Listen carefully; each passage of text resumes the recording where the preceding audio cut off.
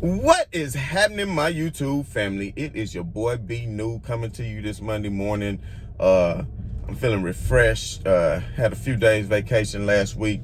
Had to shoot out to the West Coast to one of my favorite cities, Los Angeles. So I do apologize for not being available. And of course, as you all know, if you saw my last video out on Venice Beach, that I was unable to watch the game, but I was able to, thanks to all of y'all informing me. Y'all know I'm old, I'll be forgetting that there's other ways you can watch games. You understand what I'm saying? So I appreciate to everybody's input. So for the most part, I was able to watch most of the last game. Now I will tell y'all, when you out in LA, I understand why they have some of these casual fans in LA, because when you in Memphis, Tennessee, or somewhere like that, you really get into the game. You really, because it's not, I'm gonna say it's nothing to do. It's not as much to do. But when you're in Los Angeles and you got the beach and, all these other different things available to you, watching a basketball game may be even the last thing that you are even thinking about, sad to say. And that's why a lot of people get on to Los Angeles fans and things like that. But anyway, let's get right down to business.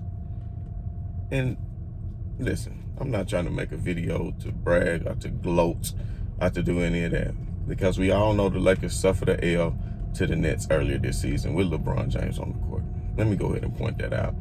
Although just right before the game, they did notify the team that Dennis Schroeder was not going to be able to play because of contact tracing, and Anthony Davis was already out. So they lost their point guard basically 5 minutes before the game, even though you already had a game plan scripted out of how you wanted to do this. So now all of a sudden you without a point guard, which kind of put the Lakers definitely in an uncomfortable position during that game. But every game has a different feel and a different way that it plays out. So let's just take a look at this last game and see.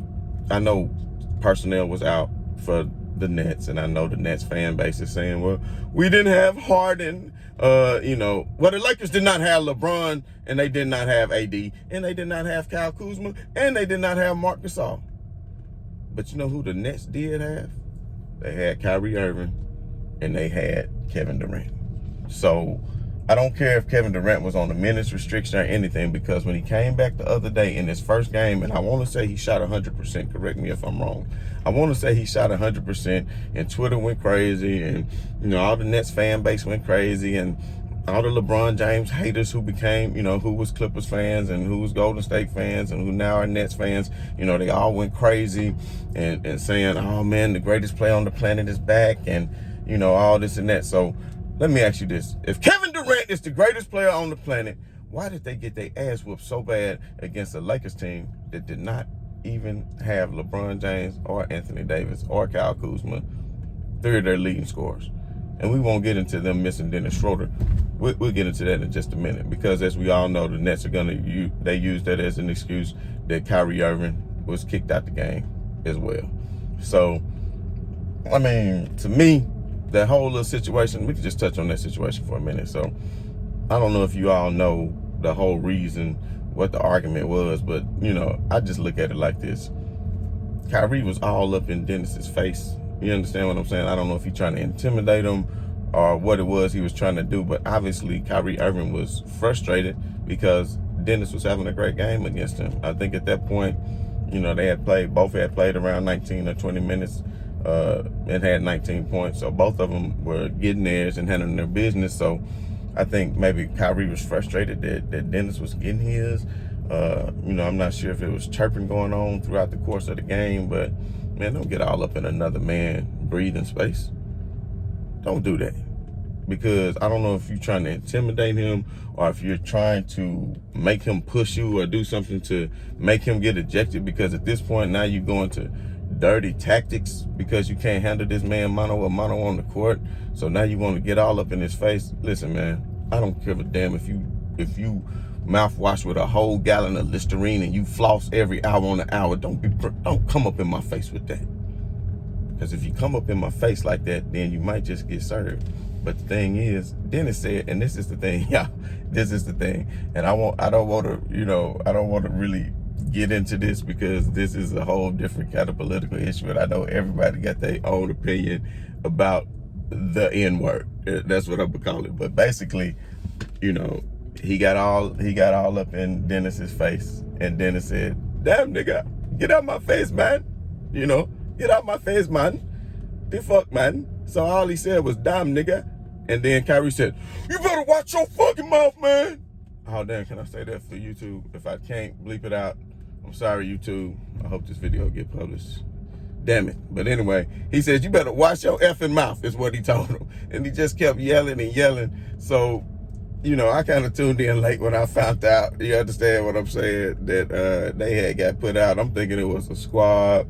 I'm thinking somebody got to fight. I'm thinking it was a scrap, something. But they was arguing like, you know, it kind of reminded me, everybody know I got 5 kids and grandkids and all of that. So it kind of reminded me of, you know, back in the day when I had younger kids and I had to pull them apart, like they just won't stop yelling and arguing. So Kyrie steadily walking off talking about, don't you ever call me no nigga again. Don't you ever, you better watch your mouth. You know, and then of course, I don't know if you all know, later then Kyrie came out and tweeted and said the using of the N-word is never acceptable, you know, and gave a brief history on it, studied the history on it, you know, and that he does not embrace the word. And you know what? I respect that opinion from Kyrie Irving, and I just leave it at that, you know. But at the end of the day, you know, it's a much talked about subject, but that's not what we use this channel for. And because of some of my other obligations and my primary responsibilities, I am not at liberty to even discuss matters as such. So I would leave it at that. Now, if y'all can get my subscribership up and make this my main job, y'all can hear your boy talk all day about political issues, because that's something that I can deep dive into, that as well as many other intellectual things. But the main thing that y'all know this channel is concerned with is that of basketball. So let's get back into that. So after that, Kyrie Irving was ejected, you understand? And Dennis Schroeder was ejected, which Dennis did not know that he had already got a double technical the first time, which I don't understand why he got a technical, because another man ran all up in his face and he just strictly telling the man to get up out my face. But that was a double technical. Then Kyrie just kept yapping and yapping and yapping. So obviously Kyrie was not making himself available for his teammates by continuing to do that. Just play the game. And I'm pretty sure, you know, if that's how you felt, that you didn't want that man to address you as such, then let him know. Hey, even after the game or even during the course of the game, and then do it in a more mature manner and just say, look, my brother, I don't take kindly to being addressed as such. So, you know, if you don't mind, please don't use that with me. You know, you can say it to anybody else, just don't use it with me, and maybe we can have a dialogue after the game and I can tell you why this is the way I feel that way. You understand what I'm saying? But at the end of the day, that's not what happened. You know, as we all know, Kyrie sometimes is a little unbalanced with the way he go about with it, how he thinks about things and such. So anyway, they both were tossed out of the game. So to me, you know, you cannot say, well, Kyrie wasn't there, well, Dennis wasn't there, because at that point in the game, they pretty much had canceled each other out, so to speak, because both of them were having equally as good games on the offensive side of the ball. You know, Dennis had 19, I want to say Kyrie had 17 or 18 himself. So, you know, but at that point, once he was gone, there was only the Lakers were still winning. So let's not get that part twisted up. But let's just say the Lakers were up by 4 points. And Kevin Durant, at that point, you had a chance to still have your team in it. Minute restrictions or not, you had a chance, but you could not. And now let's not get this twisted up. The Lakers, you know, been getting beat by other teams less than the Brooklyn Nets. So I don't want to hear any excuses, because Brooklyn won the last 19 out of 21 games. You know, and I know people say, well, it's just the regular season, it's just the regular season. But you have to have key takeaways from the game. You have to have key takeaways from the game. And my key takeaway from this is they might should have tried some DeAndre Jordan in there. And I'm pretty sure DeAndre Jordan was upset that Claxton started getting all his minutes and then LaMarcus Aldridge arrived and just all of a sudden is put in and started, because DeAndre Jordan, although he is beyond his prime, James Harden and other people had him looking pretty good throughout the season, because he was actually hooping very well. But I'm going to tell y'all something. It is without a doubt in my mind, with no James Harden, the Nets are not going anywhere. And people keep saying that Kevin Durant is the best player on the planet. People keep saying that Kevin Durant is the best player on the team. But how is it? Now I'm gonna tell y'all something.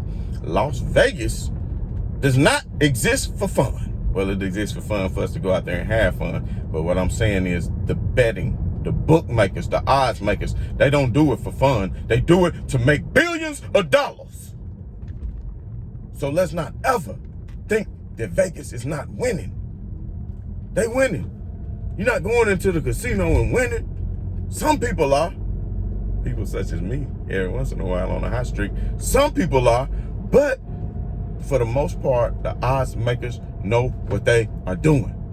So I just want to ask y'all something right now.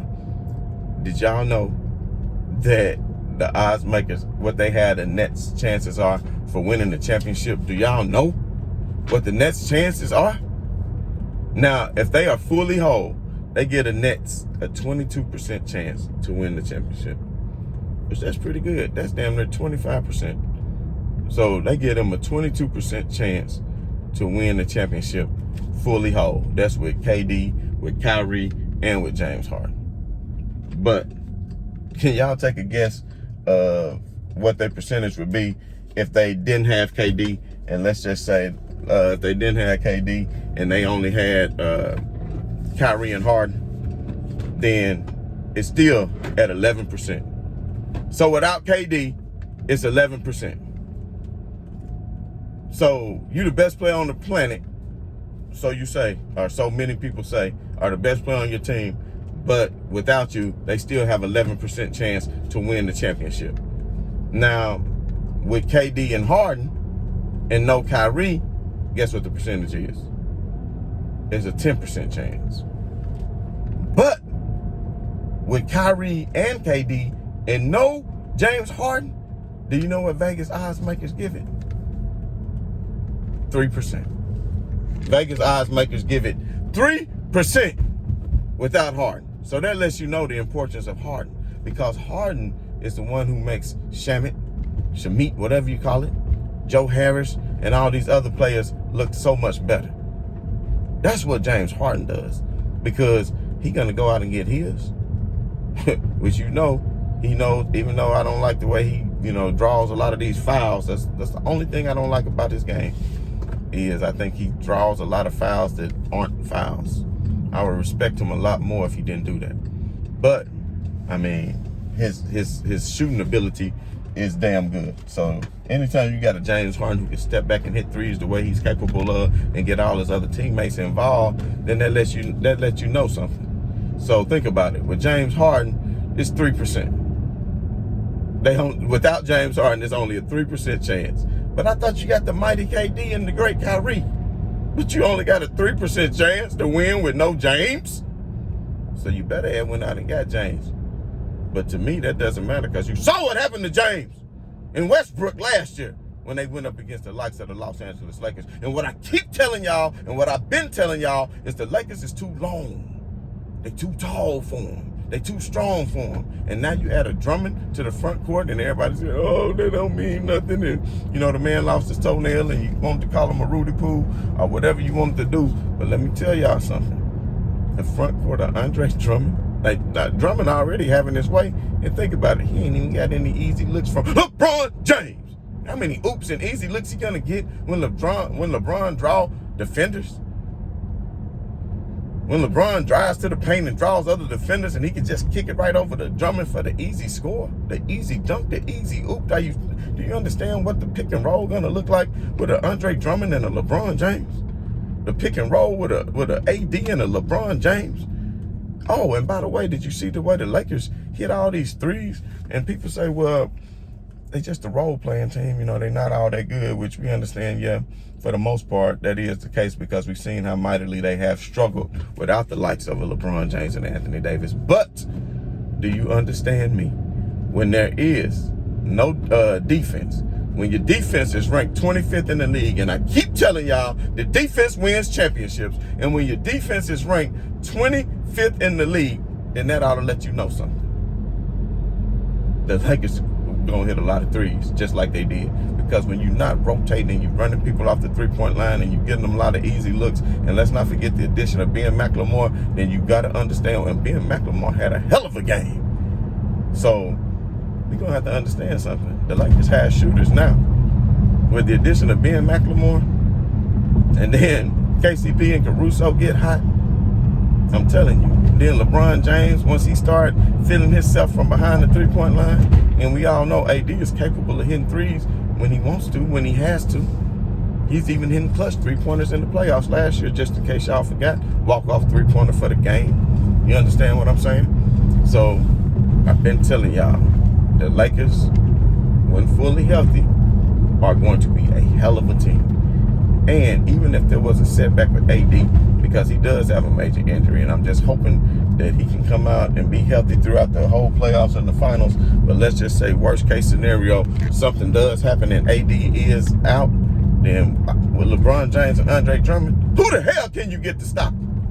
I'm just letting you know right now, the Lakers are the team to beat, and nobody is going to stop them from getting a repeat. LeBron James is going to get his 5th ring, and all these people who talking about a bubble ring, a Mickey Mouse ring, and all this old stuff they be talking about, they're going to wake up and realize what's going on around them, that the king is still here, and he still got a couple more good years left in him. Well, he got a couple more great years left in him, and then a couple more good years left in it after that. So just be prepared for him to pass Michael Jordan as the GOAT in other people's eyes, because once you have a 6-6 record in the finals, I don't give a damn if you say, well, he's 6-0. If anybody tell you 6-0 in the finals is better than 6-6, then I'm gonna immediately try to wrestle the crack pipe from their ass, because they must be smoking, and it ain't no primos, it's some momos, them big hubbers, them real big hubbers. But we're gonna talk about that. So, like I was saying, I'm just happy to be back from vacation. I'm happy to talk to the Lakers. I think the Lakers are gonna play the first of a back-to-back tonight. I gotta look at the schedule and see, but I'm pretty sure they playing tonight and tomorrow night. So we can see how that goes. Marc Gasol was out of the game. I'm not sure why Mark was out of the game. I don't understand why these people driving crazy behind me, but you understand what I'm saying. I'm glad I got good insurance, but at the end of the day, the Lakers are going to keep hovering around that 4th or 5th seed. The good thing is I noticed Denver lost, Portland lost, Dallas lost. Like all the teams below the Lakers, they're going to continue to lose because they got to beat up on each other to a certain extent. Nobody really worried about the Clippers, because I'm trying to tell you, once AD and LeBron come back with Andre Drummond in the front court, and you get Kyle Kuzma going off the bench, and you got the likes of a Montrezl Harrell to come in and give you all that energy and give you points and rebounding off the bench, it's over with, y'all. It's over with. So, Laker Nation, LeBron fans, everybody just sit back, relax. Like I told y'all, who was all worried, that it was nothing to be worried about. But I got to take care of some business. I got some things I need to do. So I just want to wish everybody positive vibration, peace and much love to everybody. And right on to the real, much love to the haters. I'm out.